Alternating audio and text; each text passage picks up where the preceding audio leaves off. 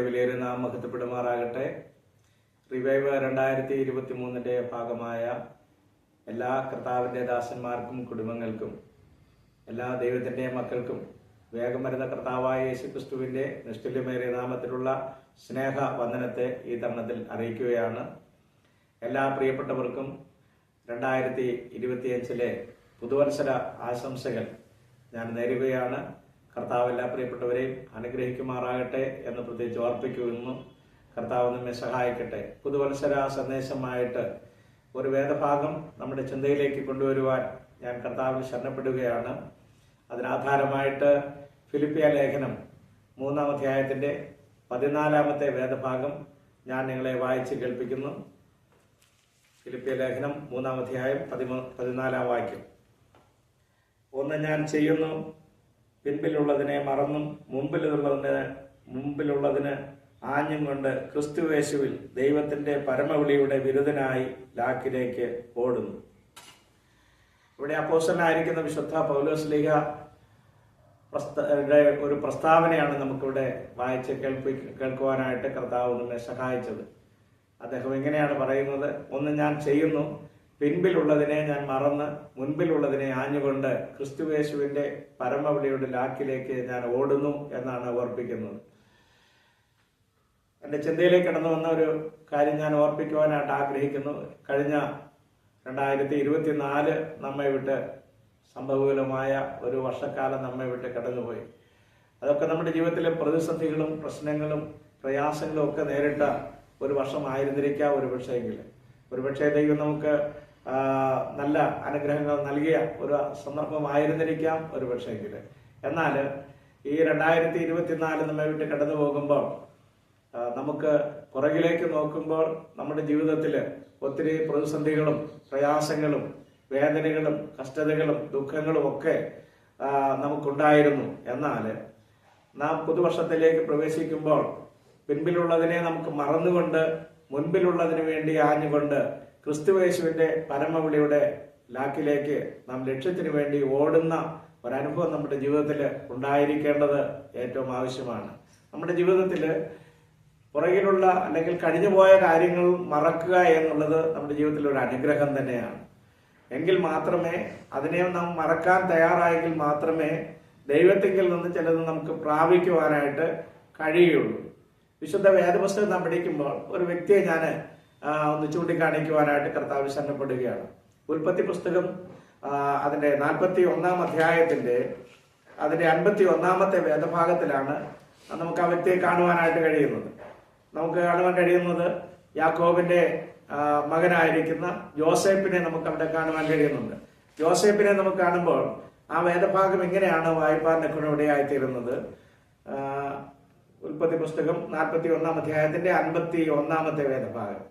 എന്റെ സകല കഷ്ടതയും എന്റെ പിതൃഭവനമൊക്കെയും ദൈവം എന്നെ മറക്കുമാറാക്കി എന്ന് പറഞ്ഞ് യോസേഫ് തന്റെ ആദിജാതന് മനശ്ശെ എന്ന് പേരിട്ടു.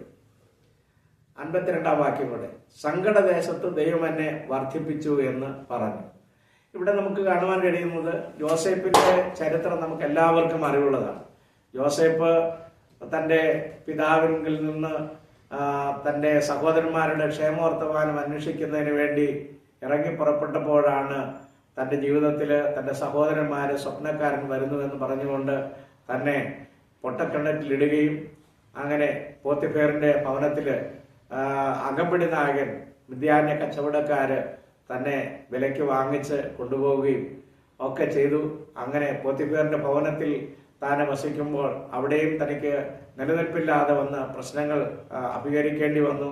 അങ്ങനെ തന്നെ മിസ്രൈമിലുള്ള കുണ്ടറയിൽ കിടക്കുന്ന അവസരത്തിൽ ഒക്കെ തന്റെ ജീവിതത്തിൽ ഒത്തിരി പ്രതിസന്ധികളെ താൻ തരണം ചെയ്തുകൊണ്ട് മുമ്പോട്ട് പോയി. എന്നാൽ ഫറവോന്റെ മുമ്പിൽ ഒരു ദിവസം ദൈവം തന്നെ നിർത്തുവാൻ കൊണ്ടുമിടയായി തീർന്നു. ദൈവം തനിക്ക് കൊടുത്ത ദർശനം, ദൈവം തനിക്ക് കൊടുത്ത ആലോചന, താനത് നഷ്ടപ്പെടുത്തി കളയാതെ അത് കൈമുതലായി താൻ ദൈവത്തിന്റെ സാന്നിധ്യം അനുഭവിച്ചത് കൊണ്ട് ആ ദൈവത്തിങ്കിൽ നിന്ന് താൻ അന്യപ്പെടാതിരുന്നുകൊണ്ട് തന്നെ കുറിച്ചുള്ളതായിരിക്കുന്ന ദൈവിക ദർശനം ഒരിക്കലും അത് നഷ്ടമായി തീർന്നില്ല. ഫറവോൻ തന്നെ ആ കുണ്ടറയിൽ നിന്ന് വരുത്തി താൻ കണ്ട സ്വപ്നത്തെ വ്യാഖ്യാനിച്ചു കഴിഞ്ഞപ്പോൾ രാജ്യത്തെ രാജാവിന്റെ അടുത്ത സ്ഥാനം രണ്ടാമനായിട്ട് താൻ വാഴിക്കപ്പെടുവാന്റെ കൊണ്ടിടയായി തീർന്നു. അങ്ങനെ ജോസഫ് വളരെ അനുഗ്രഹിക്കപ്പെട്ട നിലയിൽ ആ ദേശത്തിന്റെ രാജാവ് കഴിഞ്ഞാൽ അടുത്ത സ്ഥാനം അലങ്കരിക്കുന്ന സമയത്ത് 41 അധ്യായത്തിലൊക്കെ നാം വായിക്കുവാൻ കഴിയുന്നത് തന്റെ ജീവിതത്തിൽ താന് ആ 7 സംവത്സരം സുഭിക്ഷതയുള്ള കാലഘട്ടത്തിലൊക്കെ താന് അതിന്റെ മേധാവിത്വം വഹിച്ച് ആ കാര്യങ്ങളെല്ലാം ചെയ്യുവാന്റെ കൊണ്ടിടയായി തീർന്നു. നമുക്ക് മനസ്സിലാക്കുവാൻ കഴിയുന്നത് തന്റെ ജീവിതത്തിലെ ജീവിതസഖിയായിട്ട് താനൊരു ഭാര്യയെ താൻ വിവാഹം കഴിക്കുവാനിടയായി തീർന്നു. താന് അങ്ങനെ വിവാഹം കഴിച്ച് തനിക്ക് ആദ്യമായിട്ട് ലഭിക്കുന്ന ഒരു മകൻ ജനിച്ചപ്പോൾ അവന് മനശ്ശെ എന്ന് പേരിട്ടു. നമ്മളവിടെ വായിച്ച വേദഭാഗം ഇങ്ങനെയാണ്. 51-ാമത്തെ വേദഭാഗം ഇങ്ങനെ വായിക്കുന്നു: എന്റെ സകല കഷ്ടതയും എന്റെ പിതൃഭവനും ഒക്കെയും ദൈവം എന്നെ മറക്കുമാറാക്കി എന്ന് പറഞ്ഞു. അപ്പൊ എന്റെ സകല കഷ്ടതയും എന്റെ പിതൃഭവനവും എന്നെ മറക്കുമാറാക്കി എന്ന് പറഞ്ഞാൽ താനത് ഓർത്ത് മുമ്പോട്ട് പോയിരുന്നുവെങ്കിൽ തനിക്ക് മുമ്പോട്ട് പോകാൻ ഒരിക്കലും കഴിയുമായിരുന്നില്ല. എന്നാൽ താൻ അതെല്ലാം മറന്നിട്ട് തന്റെ പിതൃഭവനത്തെയും തന്റെ സകല കഷ്ടതകളും എല്ലാം താൻ മറന്നുകൊണ്ട് താൻ ദർശനത്തെ താൻ എന്ത് ചെയ്തു? മുറുകെ പിടിപ്പാനിടയായി തീർന്നു. അങ്ങനെ മുൻപോട്ട് പോയത് കൊണ്ട് തനിക്ക് തന്റെ കുടുംബജീവിതത്തിൽ ലഭിച്ച ഒരു മകൻ ജനിച്ചു കഴിഞ്ഞപ്പോൾ താൻ അതിന് മനശ്ശെ എന്ന് പേരിട്ടു. അതിനേക്കാൾ ഉപരിയായിട്ട് എനിക്ക് സന്തോഷം തോന്നുവാൻ കൊണ്ടിടയായി തീർന്നത് 52-ാമത്തെ വേദഭാഗമാണ്. എന്താ പറഞ്ഞ അവന് സങ്കടദേശത്ത് ദൈവം എന്നെ വർദ്ധിപ്പിച്ചു എന്ന് പറഞ്ഞു. സ്തോത്രം. അപ്പൊ അവിടെ നമുക്ക് മനസ്സിലാക്കുവാൻ കഴിയുന്നത് തന്റെ സങ്കടവും കഷ്ടതയെല്ലാം ദൈവം മറക്കുമാറാക്കി താൻ അതിനെല്ലാം മറന്നുകൊണ്ട് മുമ്പോട്ട് പോയത് കൊണ്ട് തന്നെ സങ്കടദേശത്ത് എന്ത് ചെയ്തു? ദൈവം അവനെ വർദ്ധിപ്പിക്കുവാന്റെ കൊണ്ടിടയായി തീർന്നു. ദൈവം ഒരു അഭിവൃദ്ധിയിലേക്ക് തന്നെ കൊണ്ടുവരുവാന്റെ കൊണ്ടിടയായി തീർന്നു എന്നാണ് നമുക്ക് ദൈവത്തിന്റെ വചനത്തിലൂടെ വായിപ്പാന്റെ കൊണ്ടിടയായി തീരുന്നത്. ഈ ചുരുങ്ങിയ മെസ്സേജ് കൊണ്ട് ഞാൻ ഉദ്ദേശിക്കുവാന്റെ കൊണ്ടിടയായി തീരുന്നത്, പലപ്പോഴും നമ്മുടെ ജീവിതത്തിൽ പിൻപിലുള്ള കാര്യങ്ങൾ ഓർത്ത് പിൻപിലുള്ള കാര്യങ്ങളെ ചിന്തിച്ച് പലപ്പോഴും സങ്കടപ്പെട്ട് വ്യാകുലപ്പെട്ട് ഇനി മുമ്പോട്ട് പോകുവാൻ വഴിയില്ല, ഇനി മുമ്പോട്ട് പോകാൻ സാധ്യമല്ല എന്നൊക്കെ വിചാരിച്ച് നമ്മൾ ഭാരപ്പെട്ട് മുമ്പോട്ട് പോകുമ്പോൾ ഇനി എനിക്ക് ഒരു സ്റ്റെപ്പ് പോലും മുമ്പോട്ട് വയ്ക്കുവാൻ കഴിയില്ല എന്ന് വിചാരിച്ചുകൊണ്ട് നമ്മളായിത്തീരുന്ന സാഹചര്യങ്ങളിൽ ദൈവത്തിന് നമ്മെക്കുറിച്ച് ഒന്നും ചെയ്യുവാൻ്റെ കൊണ്ട് കഴിയത്തില്ല. അതെല്ലാം ഒന്ന് ജോസഫിനെ പോലെ അത് മറക്കാൻ തയ്യാറാണോ? ഹല്ലേലൂയ. നാം മറക്കാൻ തയ്യാറാണെങ്കിൽ ദൈവം നമുക്ക് വേണ്ടി ചിലത് ചെയ്യാൻ പോവുകയാണ്. ദൈവം നിന്നെ വർദ്ധിപ്പിക്കുവാൻ പോവുകയാണ്. ദൈവം നമ്മെ അതിനുവേണ്ടി മാനിക്കാൻ പോവുകയാണ് എന്നുള്ള വസ്തുത നാം ഈ ദിവസങ്ങളിലായി തിരിച്ചറിയേണ്ടത് ഏറ്റവും അത്യന്താപേക്ഷിതമാണ്. സങ്കീർത്തനത്തിൽ ഇപ്രകാരം ഒരു വേദഭാഗമുണ്ട്. 45-ാം സങ്കീർത്തനത്തിന്റെ അതിന്റെ 10-ാമത്തെ വേദഭാഗവും 11-ാമത്തെ വേദഭാഗവും ഇങ്ങനെ വായിപ്പാന്റെ കൊണ്ടിടയായിത്തീരുന്നു. അല്ലയോ കുമാരി, കേൾക്കുക, നോക്കുക, ചെവി ചായ്ക്കുക. സ്വജനത്തെയും നിന്റെ പിതൃഭവനത്തെയും നീ മറക്കുക.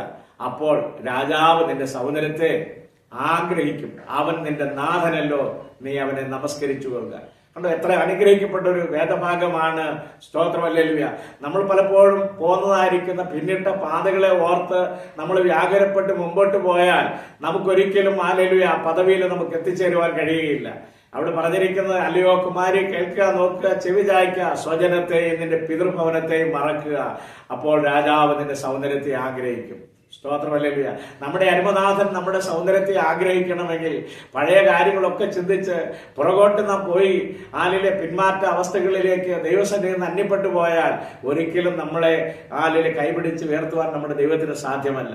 അതെല്ലാം നമ്മൾ മറന്നുകൊണ്ട് ഒരു പുതിയൊരു അനുഭവത്തിന് വേണ്ടി നാം ആഗ്രഹിച്ചുകൊണ്ട് മുമ്പോട്ട് പോകാൻ തയ്യാറായാൽ ദൈവം നിശ്ചയമായിട്ട് നമ്മെ മാനിപ്പാന്റെ കൊണ്ടിടയായിത്തീരും.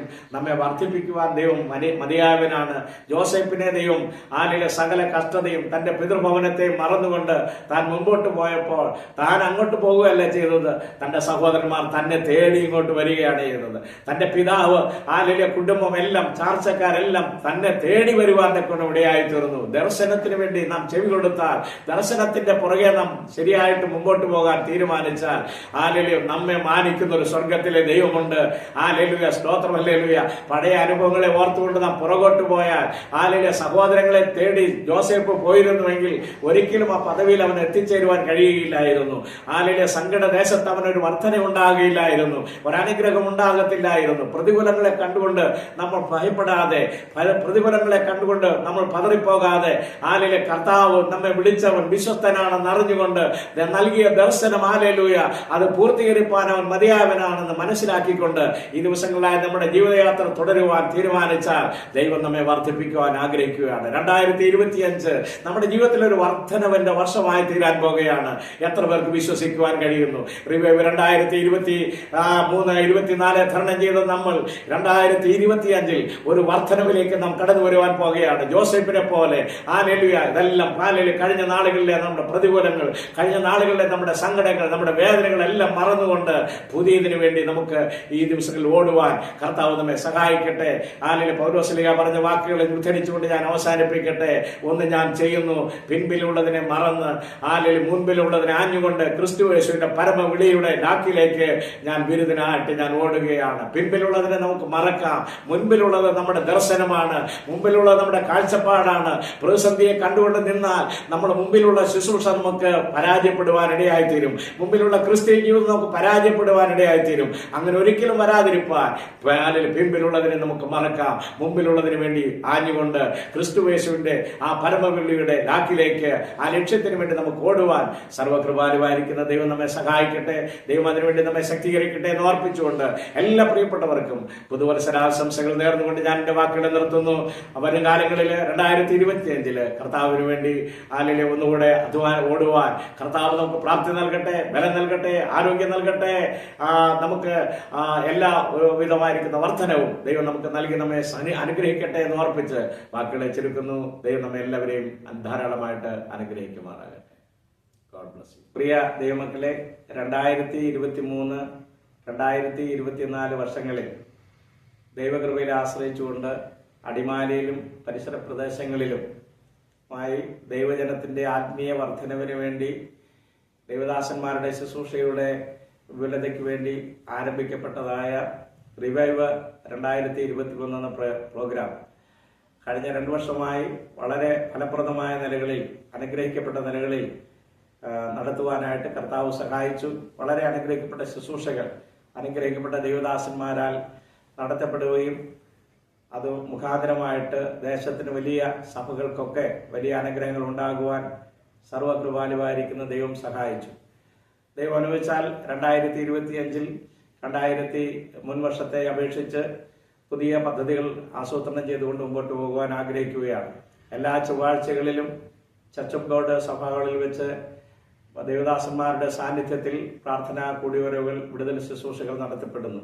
എല്ലാ മാസത്തിന്റെയും ആദ്യത്തെ ബുധനാഴ്ച മെറീന കോംപ്ലക്സിലുള്ള ഓഡിറ്റോറിയത്തിൽ വെച്ച് പൊതു മീറ്റിംഗ് ആയിട്ട് കൂടി വരുവാൻ, വിടുതൽ ശുശ്രൂഷയും ആരാധനയുമായി കൂടി വരുവാൻ എപ്പോഴും ആഗ്രഹിക്കുന്നു. അപ്പോൾ തന്നെ സഹോദരിമാരുടെ ഒരു ലൈവ് പ്രോഗ്രാമായിട്ട് ഗൂഗിൾ മീറ്റിൽ എല്ലാ വെള്ളിയാഴ്ചയും വൈകിട്ട് 9 മണി മുതൽ 10 മണി വരെ നടത്തപ്പെടുവാനായിട്ട് കർത്താവ് സഹായിച്ചുകൊണ്ടിരിക്കുകയാണ്. ഈ പ്രോഗ്രാമുകളിലൊക്കെ ദൈവജനം സംബന്ധിക്കുവാനായിട്ട് ദൈവനാമത്തിൽ ഓർപ്പിക്കുന്നു. 2025 പുത്തൻ പ്രോഗ്രാമുകളായിട്ട് പരസ്യയോഗങ്ങൾ, ഭവന സന്ദർശനങ്ങൾ, അതുപോലെ തന്നെ മുറ്റത്തെ കൺവെൻഷനുകളും നടത്തുവാനായിട്ട് കൊണ്ടും കർത്താവിൽ ആഗ്രഹിക്കുകയാണ്. റിവൈവ് 2023 പേരിൽ വാട്സാപ്പ് ഗ്രൂപ്പിൽ അംഗമാകാത്ത പ്രിയപ്പെട്ടവർക്ക് ഈ ഗ്രൂപ്പിൽ അംഗമാകാനുള്ള അവസരങ്ങളുണ്ട്. നിങ്ങളുടെ പ്രാർത്ഥനാ വിഷയങ്ങളും മറ്റ് വിഷയങ്ങളൊക്കെ നിങ്ങൾക്ക് ഷെയർ ചെയ്യുവാനുള്ള അവസരങ്ങൾ ഉണ്ട്. പ്രത്യേകിച്ച് റിവൈവ് ഗ്രൂപ്പിലുള്ള ദൈവമക്കൾ നിങ്ങൾക്ക് വേണ്ടി പ്രത്യേകിച്ച് പ്രാർത്ഥിക്കുന്നതാണ് എന്നുള്ള കാര്യം ഓർപ്പിക്കുന്നു. അപ്പോൾ തന്നെ നമ്മുടെ ഈ റിവൈവിന്റെ പ്രോഗ്രാം യൂട്യൂബ് ചാനലിലൂടെ നിങ്ങളുടെ അടുക്കിലേക്ക് എത്തിച്ചേരുന്നതാണ്. അതുകൊണ്ട് ഈ യൂട്യൂബ് ചാനൽ നിങ്ങൾ സബ്സ്ക്രൈബ് ചെയ്ത് നിങ്ങൾ കാണുവാനായിട്ട് ദൈവനാമത്തിൽ ഓർപ്പിക്കുന്നു. കർത്താവ് എല്ലാ പ്രിയപ്പെട്ടവരെയും അനുഗ്രഹിക്കുന്നതാണ്.